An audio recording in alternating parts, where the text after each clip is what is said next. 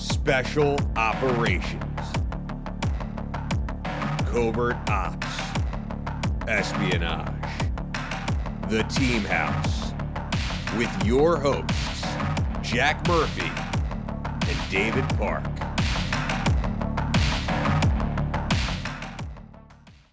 Drew, I wanted to ask you, you're making your way through the SEAL teams here. Yeah, I'm sorry, I'm rambling. You kind of, great. You kind of, I don't want to say got screwed over, but I mean, as far as like where you were at in your career, it was very difficult for you to make that transition over to Dam Neck without really getting kind of screwed over.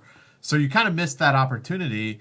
When did this thought come into your mind, or this realization that like, hey, there's this entire other endeavor out there in special operations that I could potentially go and assess for? Yeah, I'm glad you reeled me in, Jack. That's a good point, because I don't want to sound like some old guy who's making people jump off your channel right now.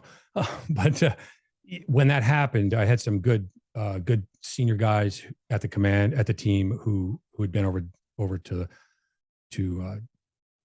Dam Neck, and they said, hey, there's other places you can go. So just to give context, and then I'll jump into that. Sure. My second time after this deployment I'm talking about right now, this was my fourth deployment, or fifth actually. When I got back, it was like, hey, I went back to the command, and they're like, yeah, you're an E6, you're a corpsman, but here's the thing: if you go through Green Team, we're not going to cut you loose to go to 18 Delta, because even though I was an IDC, to get advanced, you had to check other blocks because you're competing against every other corpsman in this Right. SEAL team. They said, we're going to need our 2 years of use before we can, and they might put you off cycle for chief. Right. And that's kind of like when I'm like, and they were like, it's one thing to, and you know how it is. They like to grow their own enlisted dudes before they become chief, because then you're a boat crew leader. And if you've not cut your teeth on, a bunch of deployments as a team member, a unit or a squadron member or troop member, then, you're kind of like you don't have the corporate knowledge to be a troop chief. So just out of curiosity, I don't mean to derail you, but I'm curious, how did Dam Neck deal with corpsmen then at that time? Because it's really hard to grow your own corpsman, especially since you can't really, it's tough to make E7 as a corpsman without IDC or whatever. Like, so how did they do that? How did they manage that? That's a good question. And a lot of guys didn't care. Some guys are like, hey, fuck it, I want to be a salter. So it didn't matter. So they wouldn't compete for promotion in order to go to Dam Neck, basically? Well, I think you definitely got looked at differently because Navy wide back then, it was the Navy chiefs, senior master chiefs, whatnot, who picked people and for advancement to chief. It still is, but now we have our own special operations, special operator, MOS. So those guys, some of them would be like, yeah, I'm just going to be a salter. I don't care. And then at some point, someone would say, hey, you've been an E6 too long. You need to go to punch this ticket and get it. And you can, because we want you to be a chief. We want you to be a leader. But back then it was just kind of, it was in between the seams of advancement. So it was, you had to kind of make your own decision on that. And yeah, I talked to some guys who told me about this unit back that time. It was called Torn Victor. That was its digraph name or whatever you call it. And they go back, the unit goes back to the what do you call it? Not 1980 Operation Eagle Claw. Yeah, Eagle Claw, exactly. Right. And even some make the case back to the OSS. So they told me about that, and up until that point, they said, yeah, if you go, because these were guys who were at Dam Neck and they knew about it because they worked with them. They said, you'd be a good fit up there, blah, blah, blah. So I've made chief that year, 98, went to SOCOM or to SOC year as a J33 chief, SEAL liaison up there. and then found out, and then I applied before, filled out a package for that SMU, and thought I was going to come back to the team and be a platoon chief, whatever. And they selected me to go to assessment selection. So I went in 99, early 99. So like March, went out to Nevada, and did the long walk and stuff, and had a real good assessment selection. Got picked up at that time. There'd only been one other SEAL who was there before me. There'd been a couple other guys, but they were like liaison guys or whatnot. So yeah, so 99 went to the unit, and did a year worth of what we call CQT. It's been called a bunch of different acronyms, but it's basically a year-long tradecraft / stuff. So it was a really, I must say, to this day, I love BUDS. I loved everything about it.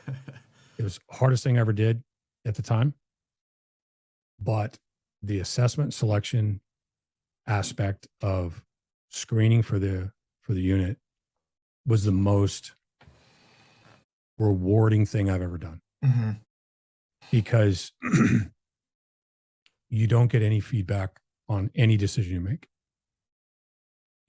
and a lot of people try to G2 it, and you can tell they're G2 it, because years later I ended up being cadre, right?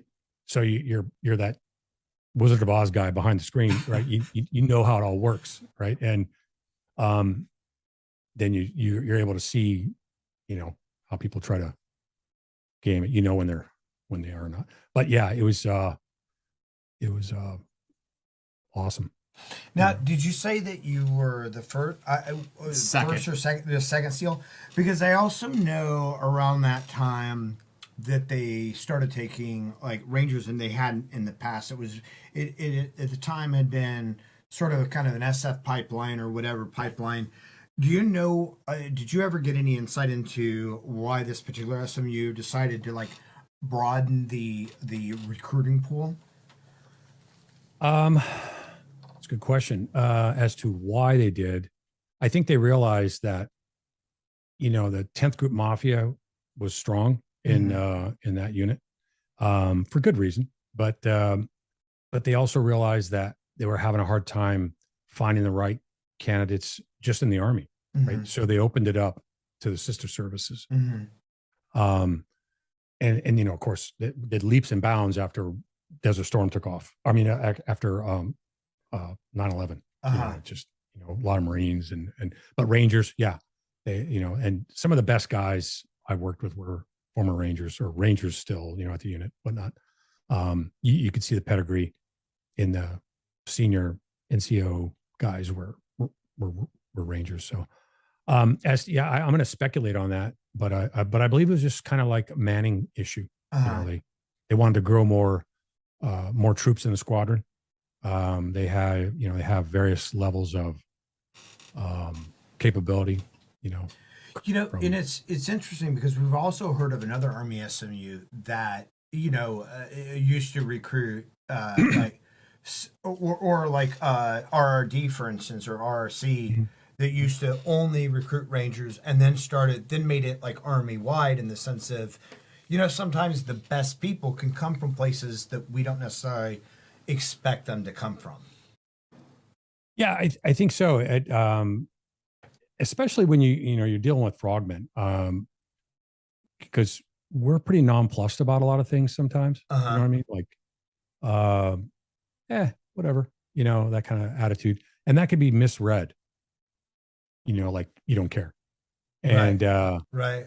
I wanted to ask you about that, Drew. Like, what was it like for you coming from being a frogman to suddenly learn all this different types of tradecraft? I mean, it sounds like you had a little bit of exposure to clandestine operations, but moving into that and also moving from SEAL culture to jsoc culture, was that sort of difficult or interesting to try to navigate that? Yeah, so that's a great question. I felt like I was always, this is the story of my life. I'm always the older guy, the guy who comes in late, the guy who learns things differently, but I've also have a different level of life experience. So, that is a plus and a minus a lot of times. From a perception point of view, it can be a negative because people think you just, you come across as a know-it-all. But I was also a criminal at heart, right? I mean, a lot of the things I did before I joined the Navy were survival mode stuff, right? Just getting by. So when I got to the unit, it wasn't a jsoc unit or a jsoc smooth then. It became one shortly thereafter for a number of reasons. But definitely had to adapt to a strong Army culture. But this was a very unique Army culture, right? Had a long history of things that the country doesn't even know about that they did. And they, great men and women. I mean, I'm not talking about just men. There's some awesome, stellar operator women who've gone through that whole pipeline, who've done amazing things. But to your question, I guess I did have to adapt to that. And then when you realize that suddenly you were an asset and everybody wanted your opinion, except for the fact it was an Army manned unit.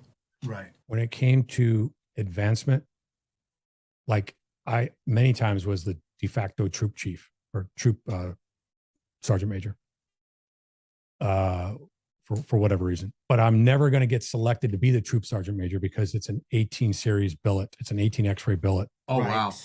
I didn't know that. Yeah. Now that might have changed over the years. And I imagine it has. But that's kind of one of the things you have to wrestle with. But the good side of the upside of it was to go there, you're actually covered under a different place in the Navy. Right. So when it came to advancement, I was one of one all the time. And all my OERs or fit reps were signed by CNO. I mean, I almost busted them out because it's hilarious to read them. Admiral Mullen, Admiral this, Admiral that. Promote this guy. Blah blah blah. Make him an officer. All this kind of stuff. So as a time I was a chief, then I made senior chief there, E8. So on the inside baseball part, I didn't have any problem for advancement. It just you kind of discount that because it doesn't really matter when you're at a tier one element, a tier one organization. It's about performing, right? It's not like I need to bank rank so I can go teach people how to blouse their freaking pants or something like that. It's you just want to operate, right? Okay. And the thing is that honestly, like getting promoted is almost like a detriment to that because it has the possibility of taking you out of that operational status. Absolutely. And the Army guys in particular had to deal with that. Right, because of the upper out type of stuff and everything else. Yeah. Now, what they fixed that for those guys because they would rotate out, punch their ticket as a 5th group, sergeant major, come back, be the S3 or the whatever. Yeah. So you're cycling that, you're taking care of your troops. So the Army guys, they had to deal with that, but once you're in, you just come back. And interestingly, if I were to name names in the Army right now, all the key leader GOs, or a big handful of them, are guys that I worked with, right? Went through CTQC with or deployed with, and there's a reason why those guys are leading, 2 stars and 3 stars. Right? So you assessed in 99, go through your training pipeline for a year plus, and I would like to ask you the question that I think so many people went through. I assume you were probably focused on the Balkans again.